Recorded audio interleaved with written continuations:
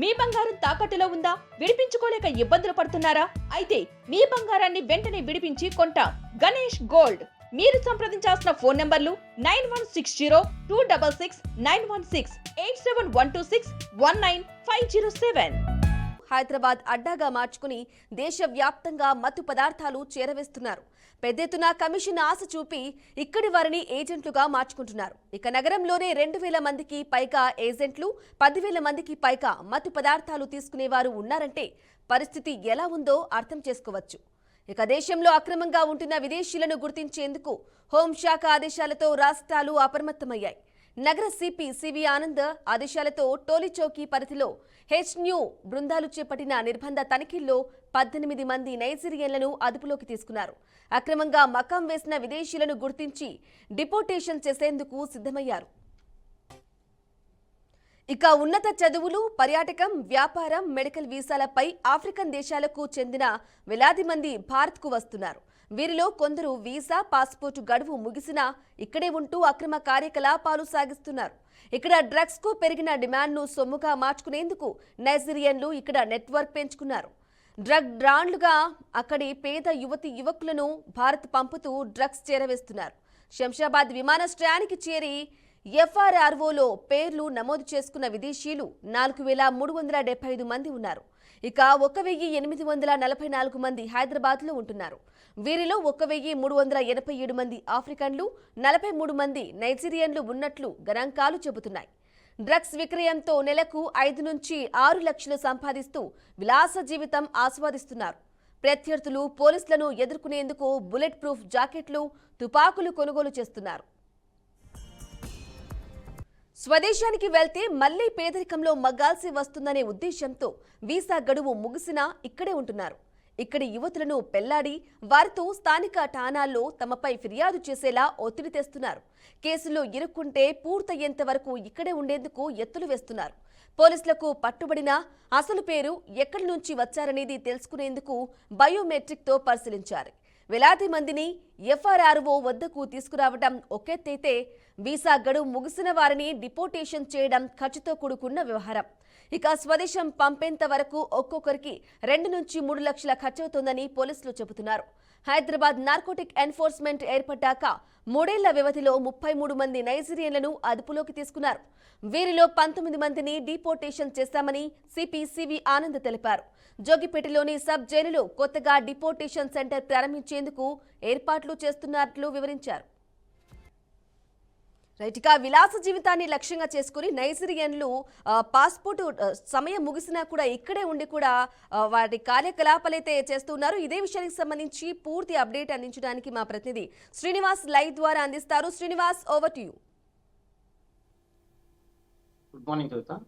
తెలంగాణలోని నైజీరియన్స్ అనగానే ఒక పెద్ద ఎత్తున సవాల్గా మారింది పోలీసులకు. దీనికి సంబంధించి చూసినట్లయితే తెలంగాణలో గత కొంతకాలంగా అనేక సంవత్సరాలుగా వ్యాపారం, విద్య పేరుతోటి ఇక్కడ ఇండియాకు వచ్చి ఇక్కడ తెలంగాణలో స్థిరపడినటువంటి నైజీరియన్స్ వాళ్ళ వ్యాపారము, మత్తు పదార్థాలు యువతని ఆకర్షించుకొని వారిని విదేశాలకు సప్లై చేస్తున్నటువంటి పరిస్థితిలో ఉన్నది. దీనికి సంబంధించి చూసినట్లయితే ఇప్పటికే తెలంగాణ ప్రాంతంలో చూసినట్లయితే 2 లక్షల మంది ఏజెంట్లు కూడా వీళ్ళకు ఉన్నారు. వాళ్ళకి సంబంధించిన వ్యాపారాలు అయితే కోకోనట్ కావచ్చు, మత్తు పదార్థాలు కావచ్చు, దీనికి సంబంధించిన అనేక వ్యాపారాలు తీసుకొని నెలకు 5-6 లక్షల రూపాయలు వాళ్ళు సంపాదించుకొని విలాసమైన జీవితాలు ఏదైతే ఎయిర్పోర్ట్లే కానీ బెంగళూరు కానీ విశాఖ, బెంగళూరు సంబంధించినటువంటి క్యాపిటల్ సిటీస్ లో ఎక్కడైతే ఉన్నాయో వీరు అక్కడ అడ్డాగా మార్చుకుంటారు. ఒక 10 రోజులు ఇక్కడ ఉంటారు. మిగతా కాలంలో అక్కడ పోలీసులకు అంటే దొరకకుండా ఉండడం కొరకు చాకచక్యంగా వ్యవహరిస్తున్నారు. దీనికి సంబంధించి వీసా గడువులు ముడిచినా కూడా ఇప్పటికీ చాలా మంది హైదరాబాద్ కేంద్రంగానే ఉంటున్నట్లు కూడా పోలీసులు కూడా గుర్తించినటువంటి పరిస్థితి.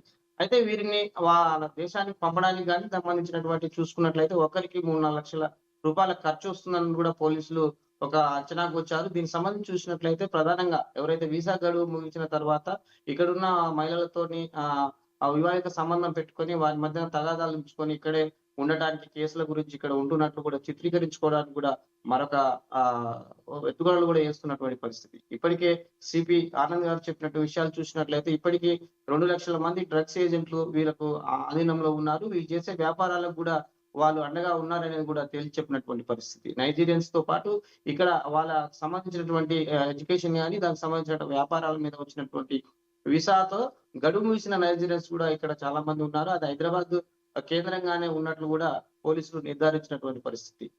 ఓటీఎస్ పోలీసులు వాళ్ళ డేటా ప్రకారం చూసుకున్నట్లయితే నైజీరియన్స్ తో పాటు ఇక్కడ ఉన్నటువంటి ఏజెంట్స్ మరికొంతమంది మహిళలను కూడా విదేశాలకు సప్లై చేస్తున్నారనేది కూడా ఒక ఆరోపణ కూడా ఉంది. దీనికి సంబంధించి కూడా పోలీసుల దగ్గర ఒక డేటా కూడా సేకరించుకున్నటువంటి పరిస్థితి.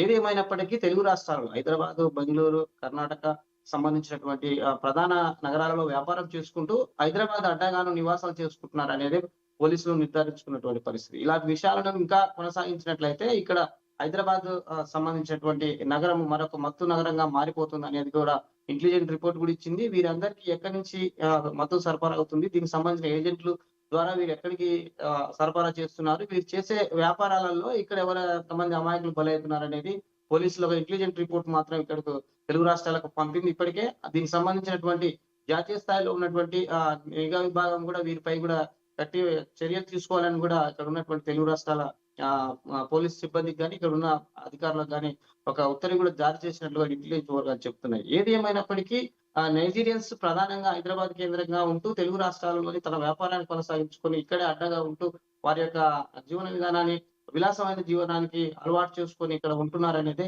పోలీసులు చెప్తున్నటువంటి పరిస్థితి. ఈ పరిస్థితిని ఇలానే కొనసాగినట్లయితే హైదరాబాద్ మరొక మత్తు బానిసలకు మార్చే ప్రమాదం ఉందని కూడా చెప్తున్నారు. వీరిని అక్కడ ఉన్నటువంటి డేటా కానీ, వీరి దగ్గర ఉన్న ఆధార్ కార్డులు కానీ, వాళ్ళకి సంబంధించినటువంటి విషయాలు చూసుకున్నట్లయితే వాళ్ళకు కానీ పోలీసులు చెప్పే విధానాలు పొందన లేకుంటుంది. దీనికి సంబంధించి జాతీయ స్థాయిలో ఉన్నటువంటి నిఘా విభాగంతో సహకారంతో ఇక్కడ ఉన్నటువంటి తెలంగాణ, ఆంధ్ర పోలీసులు ఇప్పటికే కొంతమందిని అరెస్ట్ చేశారు. వారికి కావాల్సినటువంటి విషయాలను కానీ వాళ్ళకి సహకరిస్తున్నటువంటి ఇక్కడ వారికి కూడా డేటా సేకరిస్తున్నట్టు కూడా తెలుస్తుంది.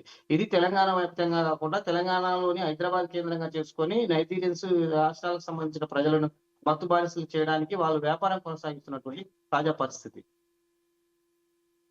ఇంత పెద్ద మొత్తంలో ఇంటర్నేషనల్ లెవెల్లో వీరి నెట్వర్క్ అయితే కొనసాగుతుంది. మరి నైజీరియాలో కూడా చాలా వరకు పెద్ద మొత్తంలో కూడా అరెస్ట్ అయినట్టుగా సందర్భాలు కూడా చూస్తున్నాం, దొరకడం కూడా చూసాం. మరి ఇంకా దేశంలో ఎక్కువ సంఖ్యలో వీళ్ళు ఉండే అవకాశం ఉందా? మరి ఆ దిశగా కూడా ప్రయత్నాలు అయితే చేస్తున్నారు పోలీసులు.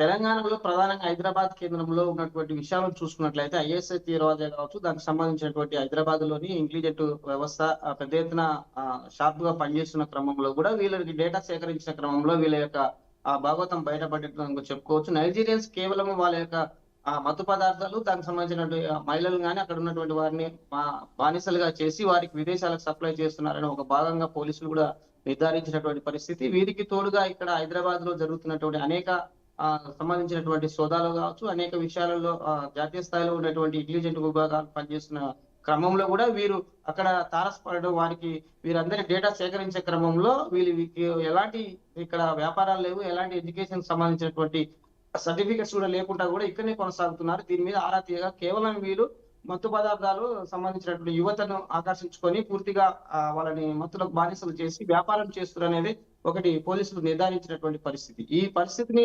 కొనసాగించకుండా ఉండడానికి జాతీయ స్థాయిలో ఉన్నటువంటి వివిధ దేశాలు, వివిధ జాతీయ స్థాయిలో ఉన్నటువంటి వారితో కూడా ఇక్కడ ఉన్నటువంటి తెలంగాణ ఇంటెలిజెంట్ విభాగం కావచ్చు, సంబంధించినటువంటి నేర చరిత్ర కలిగిన అనేక మంది ఇక్కడ వ్యాపారాలు కొనసాగిస్తున్న వారందరినీ డేటా సేకరించి వీరందరినీ విదేశాలకు అంటే సొంత ఊర్లకు పంపడానికి, వాళ్ళ దేశానికి పంపడానికి ఒక్కొక్కరికి డబ్బుకు ఖర్చుతో కూడుకున్న పరిస్థితి. ఏదేమైనప్పటికీ కేసులో ఉన్న వారితో పాటు అక్కడ వీరికి ఆవాసాలు ఇస్తున్నటువంటి వారి మీద కూడా చర్యలు తీసుకుంటున్నట్టు కూడా పోలీసులు చెప్తున్నారు. ఎస్ శ్రీనివాస్, ఇక అలాగే చెప్పండి. ఇక ఇతర ఇలా అయితే చాలా మంది నైజీరియాలే కాకుండా ఇతర దేశాల నుంచి కూడా వచ్చిన దేశస్తులు డ్రగ్స్ అలాగే మత్తు పదార్థాలు ఆశ చూపి ఇక్కడున్న యువతకు తప్పుదో పట్టిస్తున్న నేపథ్యంలో ఇక వేరే దేశస్తులు కానీ ఇండియాకు వచ్చి ఇలాగే ఈ విధంగా ఉంటే నమ్మే పరిస్థితి కూడా కనిపించడం లేదు. మరి దానికి సంబంధించిన అప్డేట్స్ ఏంటి? ఖచ్చితంగా పోలీసు వారు కూడా అదే చెప్తున్నారు. పోలీసు ఇంటెలిజెంట్ వ్యవస్థ కూడా అదే చెప్తుంది. తెలంగాణలో హైదరాబాద్ కేంద్రంగా వివిధ దేశాల నుంచి వచ్చినటువంటి వారు ఇక్కడ ఉన్నటువంటి విషయాలు అదే ఇక్కడ ఉన్నటువంటి సాఫ్ట్వేర్ రంగంలో పనిచేస్తున్నటువంటి కావచ్చు, ఇలాంటి జీవితం కొరకు ఉన్నటువంటి వారిని కావచ్చు, ఐడియాగా ఉన్న ఫ్యామిలీ టార్గెట్ చేసుకొని వీళ్ళు ఒక ప్రయత్నం అయితే ఈ కార్యాన్ని వాళ్ళు ఇక్కడ ముందుకు కొనసాగిస్తున్నారు కాబట్టి ఇలాంటి విషయాలని పునరావృతం కాకుండా వారు ఇక్కడ ఉన్నటువంటి 2 లక్షల మంది ఇంజనీర్ తోటి వాళ్ళు చేస్తున్న వ్యాపారాన్ని అడ్డుకట్ట వేయడానికి మాత్రం జాతీయ స్థాయిలో ఉన్నటువంటి నిఘా విభాగం, ఇక్కడ తెలుగు రాష్ట్రాల్లో ఉన్నటువంటి ఇంటెలిజెన్స్ వ్యవస్థ పూర్తి స్థాయిలోని ఒక పటిష్టంగా చేస్తుందనేది కూడా స్పష్టంగా అర్థమవుతుంది. వీరు నైజీరియన్స్ చేసే వ్యాపారాలే కాకుండా ఈ నైజీరియన్స్ కు ఇక్కడ సహకరిస్తున్న వారికి కూడా డేటా కూడా ఇప్పటికీ సేకరిస్తున్నటువంటి పరిస్థితి.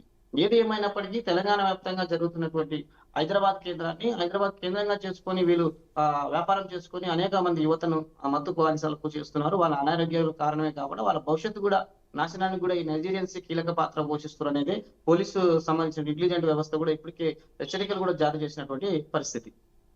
Right. Okay, right. Thank you Srinivas, thank you for the updates.